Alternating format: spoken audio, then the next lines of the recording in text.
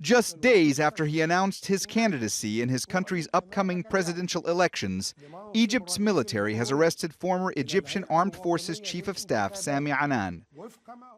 In a televised statement, the military said Anan committed violations when he announced his presidential bid without obtaining permits from the armed forces.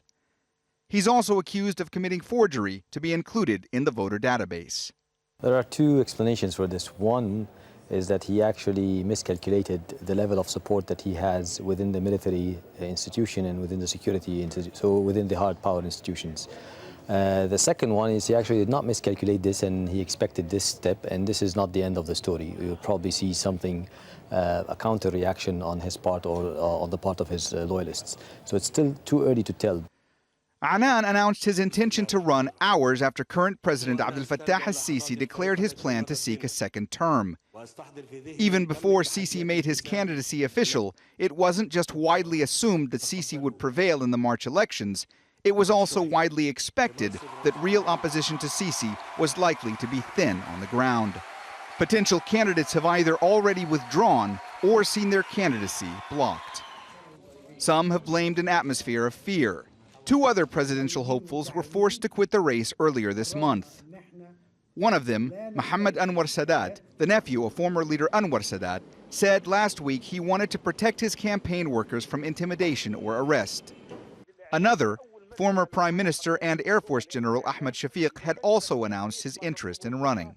But he was placed under house arrest before being deported from the United Arab Emirates, where he'd been living in exile. According to his lawyers, Shafiq was detained as soon as he landed in Cairo. And then there is Egyptian Army Colonel Ahmed Qonsawa. In December, he was sentenced by a military court to 6 years in prison after he announced his plans to run for president, leaving many to wonder just how serious a threat the military men may have posed to Sisi, a former military chief of staff.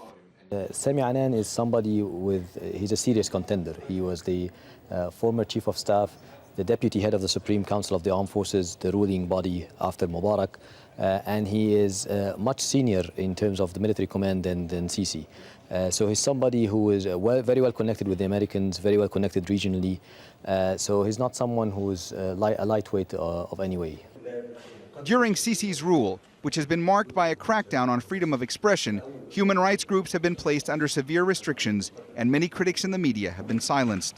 The question now, how many more presidential candidates will be added to a seemingly growing list of those being suppressed? Mohammed, Jamjoom, Al Jazeera.